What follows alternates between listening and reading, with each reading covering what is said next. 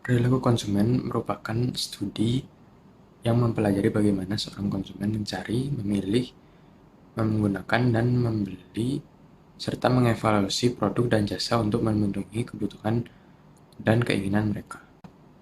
Bagi pemasar, mempelajari perilaku konsumen bermanfaat untuk memprediksi bagaimana konsumen akan bereaksi terhadap isyarat pemasaran serta isyarat lingkungan. Bagi konsumen, mempelajari perilaku konsumen dapat bermanfaat untuk membantu mengambil keputusan pembelian serta konsumsi produk atau jasa dalam kehidupan. Macam-macam perilaku konsumen. Yang pertama adalah teori ekonomi mikro, menganggap bahwa setiap konsumen akan selalu berupaya untuk memperoleh kepuasan yang maksimal, di mana konsumen akan terus mengungkapkan pembelian terhadap suatu produk yang bisa memberikan tingkat kepuasan maksimum. Yang selanjutnya ada teori psikologis. Dalam teori psikologis menjelaskan bahwa sesuatu yang berkaitan dengan faktor-faktor psikologis yang dipengaruhi oleh kekuatan-kekuatan lingkungan di sekitarnya. Dalam bidang psikologis, pembahasan yang terjadi mengenai perilaku konsumen adalah kompleks dan rumit karena proses mental tidak bisa diamati dan dilihat secara langsung. Yang selanjutnya ada teori antropologis. Fokus kajian dari teori antropologis seputar ruang lingkup pembelian atau konsumsi yang dilakukan oleh konsumen.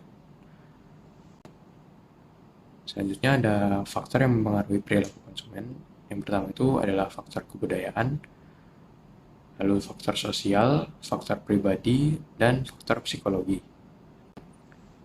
Selanjutnya ada riset konsumen. Riset konsumen adalah praktik untuk mengidentifikasi perilaku, preferensi, motivasi dari pelanggan dalam membeli suatu produk atau layanan yang ditawarkan. Tujuan diberlakukannya praktik ini tidak lain adalah untuk meningkatkan kepuasan dari para pelanggan.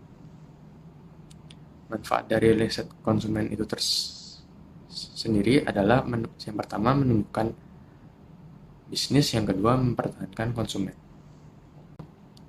Selanjutnya ada motivasi. Jadi motivasi adalah dorongan dalam diri individu yang memaksa mereka untuk bertindak yang timbul sebagai akibat kebutuhan yang tidak terpenuhi. Motivasi muncul karena adanya kebutuhan yang dirasakan. Dan selanjutnya ada hierarki atau tingkat dasar kebutuhan. Yang pertama itu ada kebutuhan fisiologis, yang kedua kebutuhan rasa aman dan keamanan, yang ketiga ada kebutuhan sosial, lalu kebutuhan ego dan aktualisasi diri. Kebutuhan ego adalah kebutuhan untuk berprestasi sehingga mencapai derajat yang lebih tinggi dari lainnya, sedangkan aktualisasi diri adalah keinginan seseorang untuk menggunakan semua kemampuan untuk mencapai apapun yang diinginkan. Mengapa motivasi internal lebih penting? Karena motivasi internal mendorong kita melakukan sesuatu karena memuaskan secara internal tanpa harus ada imbalan atau pengakuan. Persepsi konsumen menurut Kotler adalah suatu proses seseorang untuk mengetahui, menafsirkan, dan mengingat serta mengorganisasikan objek atau sesuatu di sekitar mereka dengan indera. Persepsi tidak hanya bergantung pada rangsangan fisik, tetapi juga rangsangan berhubungan dengan lingkungan sekitar dan keadaan individu yang bersangkutan. Selanjutnya ada citra. Citra adalah total persepsi terhadap suatu objek yang dibentuk dengan memproses informasi berbagai sumber setiap waktu. Citra sendiri ada berbagai citra. Yang pertama itu ada citra merek, citra toko, citra perusahaan. Yang selanjutnya ada pembelajaran konsumen. Pembelajaran konsumen merupakan proses di mana para individu memperoleh pengetahuan dan pengalaman dalam pembelian dan konsumsi yang mereka terapkan pada perilaku yang berhubungan di waktu yang akan datang. Jenis pembelajaran. Belajar kognitif adalah proses belajar yang dicirikan oleh adanya perubahan pengetahuan yang menekankan proses mental konsumen untuk mempelajari informasi. Lebih rinci bagian ini akan dibahas dalam topik pengolahan hasil. Kemudian yang kedua ada belajar perilaku. Belajar perilaku adalah proses belajar yang terjadi ketika konsumen bereaksi dengan lingkungannya atau stimulus luar. Pengalaman dan lingkungannya akan menyebabkan perubahan perilaku yang relatif permanen. Keterlibatan konsumen. Keterlibatan adalah tingkat kepentingan pribadi yang dirasakan dan atau minat yang dibangkitkan oleh stimulus dalam situasi yang spesifik, hingga jangkauan kehadirannya. Konsumen bertindak dengan sengaja untuk meminimalkan resiko dan memaksimalkan manfaat yang diperoleh dari pembelian dan pemakaian. Jenis keterlibatan dibagi menjadi dua, yaitu yang pertama keterlibatan situasional, terjadi selama periode waktu yang pendek dan diasosiasikan dengan situasi yang spesifik, seperti kebutuhan untuk mengganti sebuah produk yang telah rusak. Kemudian ada keterlibatan abadi, terjadi ketika konsumen menunjukkan minat yang tinggi dan konsisten terhadap sebuah produk dan seringkali menghabiskan waktunya untuk memikirkan produk tersebut. Kemudian faktor-faktor yang mempengaruhi keterlibatan ada dua, yaitu relevansi pribadi intrinsik, mengacu pada pengetahuan akhir konsumen yang disimpan dalam ingatan. Kemudian ada relevansi pribadi situasional, ditentukan oleh aspek lingkungan fisik dan sosial yang ada di sekitar kita dengan segera mengaktifkan konsekuensi dan nilai yang penting sehingga membuat merek terlihat relevan. Kepribadian konsumen adalah ciri bawaan psikologi manusia yang terbedakan yang menghasilkan tanggapan yang relatif, konsisten, dan bertahan lama terhadap rangsangan lingkungannya.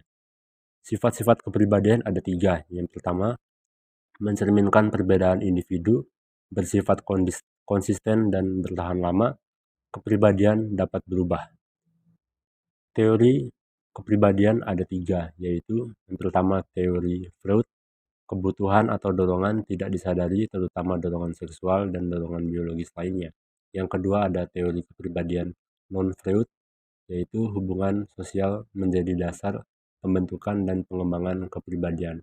Yang ketiga ada teori sifat.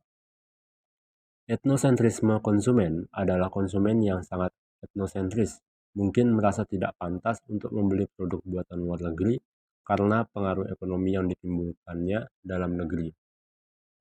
Sikap konsumen adalah sebuah reaksi evaluatif atau suatu penilaian mengenai kesukaan dan ketidaksukaan seseorang terhadap orang, peristiwa, atau aspek lainnya dalam lingkungannya. Model sikap tiga komponen. Sikap dibagi menjadi tiga komponen utama, yaitu yang pertama ada komponen kognitif, yaitu berhubungan dengan gejala mengenai pikiran. Ini berarti berwujud pengolahan, pengalaman, dan keyakinan serta harapan-harapan individu tentang objek atau kelompok objek tertentu.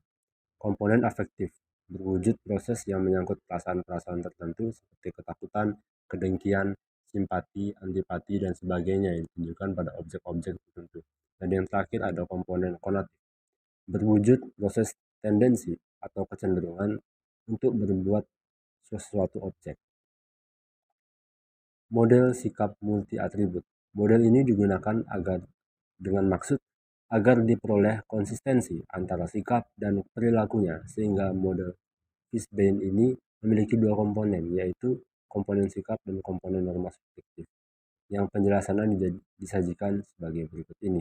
Yang pertama ada komponen sikap dan komponen norma subjektif. Faktor yang mempengaruhi sikap ada 5, yaitu pengaruh keluarga, pengalaman langsung, kelompok teman sebaya, kepribadian, dan tayangan media massa. Dan yang terakhir, perubahan sikap dapat dilakukan dengan 5 strategi berikut, yaitu mempengaruhi persepsi konsumen yang berkaitan dengan fungsi sikap, menghubungkan produk dengan kelompok atau acara yang dikagumi, memecahkan masalah dua sikap yang bertentangan, mengubah komponen multi atribut, dan yang terakhir mengubah keyakinan konsumen terhadap merek pesaing. Sekian dan terima kasih.